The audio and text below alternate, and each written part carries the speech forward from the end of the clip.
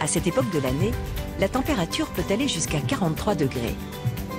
Alors que le mercure continue à grimper, le niveau de l'eau dans cette région n'en finit pas de baisser. Le pouvoir du mâle dominant, maître du point d'eau, prend tout son sens.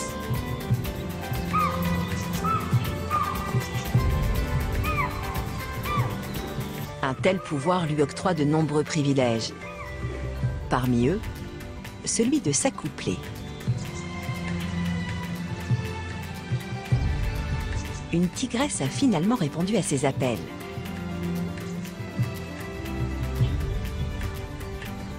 Elle fait connaître ses intentions au mâle.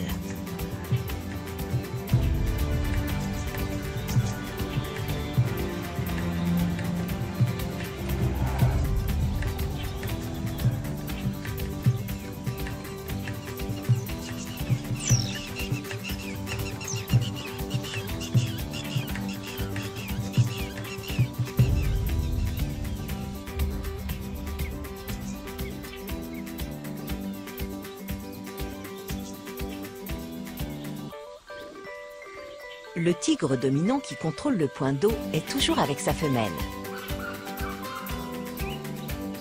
Les tigres sont les seuls félins, avec les jaguars, qui apprécient le contact de l'eau. Ils peuvent passer des heures à se baigner pour se rafraîchir.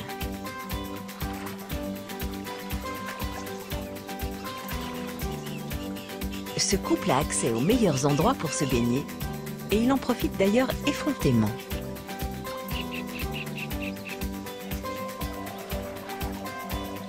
Plus loin dans la forêt, un jeune mâle s'est également trouvé une femelle. Ce couple doit rester caché et se contenter d'un point d'eau plus petit.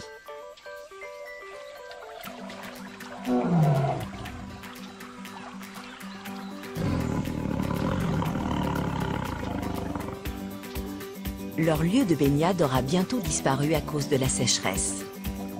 Ils devront en trouver un autre. Mais pour l'instant, ils peuvent s'accoupler sans crainte, tapis au cœur de la jungle.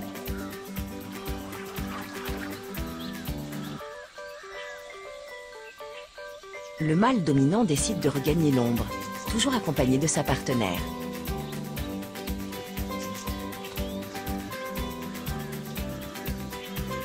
Les tigres se font la cour pendant plusieurs jours d'affilée. Pendant cette période, ils s'accouplent jusqu'à 50 fois par jour.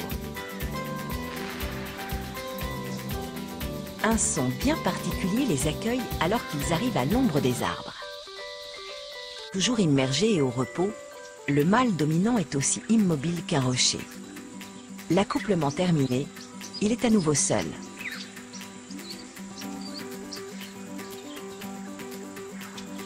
L'intense chaleur modifie les techniques de chasse des tigres. Au lieu de traquer leur proie, ils attendent près des points d'eau que des victimes potentielles se manifestent.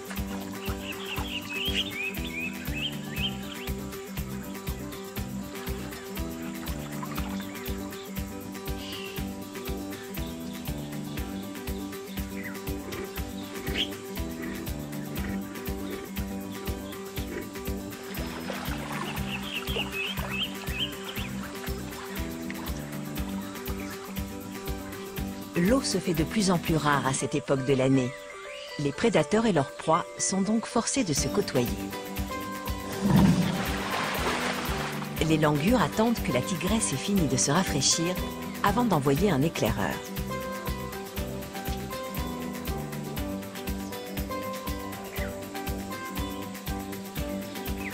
Ils s'assurent que la voie est libre et que les prédateurs sont partis avant d'approcher.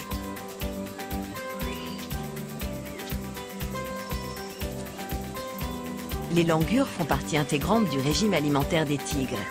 Ils prennent donc un risque considérable en utilisant ce point d'eau.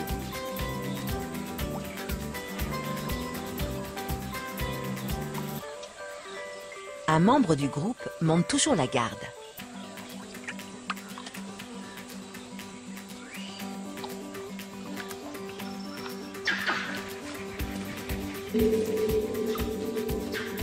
La tigresse revient avec son petit.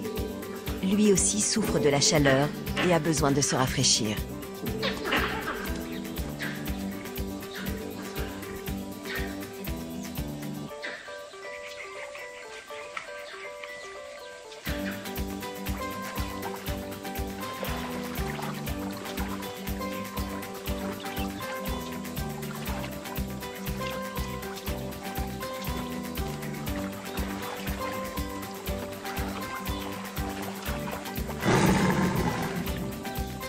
Très vite, 3 autres les rejoignent.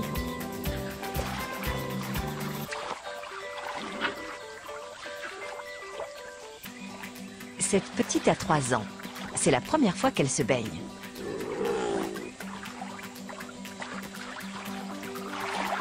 En moyenne, une tigresse élève une douzaine de petits au cours de sa vie. Chacun d'eux restera avec elle jusqu'à l'âge de 2 ans.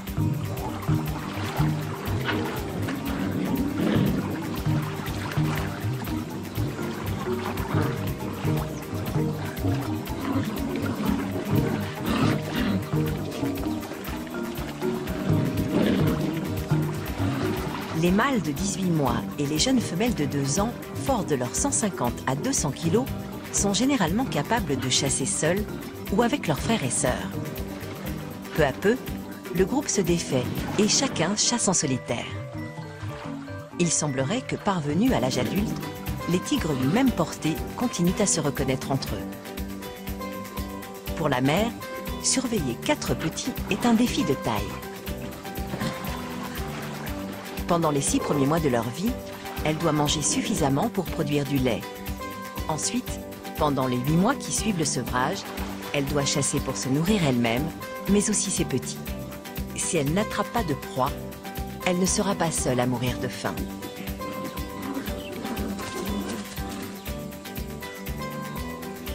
Les tigres manquent rarement une occasion de partir à la chasse. Bien camouflée dans les hautes herbes, la tigresse avance d'un pas feutré. Sa robe se fond parfaitement dans le décor. Malheureusement, la harde de Céraxie est trop éloignée pour tenter une attaque. Soudain, un mouvement à la lisière de la forêt attire son attention. Intriguée, elle s'approche avec précaution.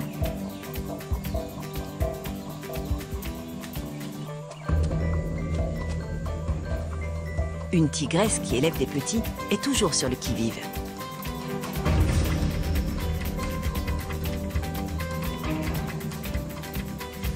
Ce jeune faon ferait un encas idéal pour sa tribu.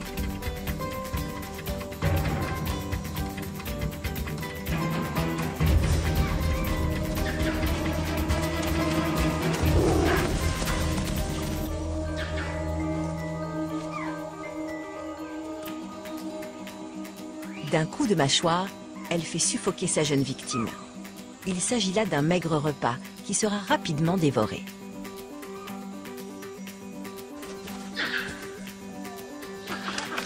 Avec la disparition des points d'eau, de nombreux tigres sont contraints de se déplacer vers des zones de plus en plus petites.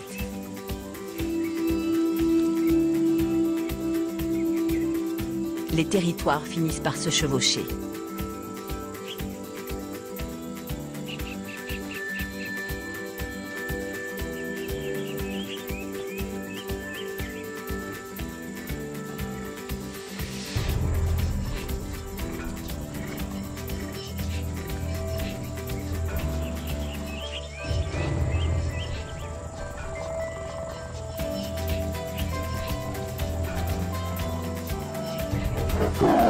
Les tigres, habituellement solitaires, se rencontrent. L'affrontement est bref, mais décisif. L'adversaire s'allonge pour exprimer sa soumission et reconnaître sa défaite.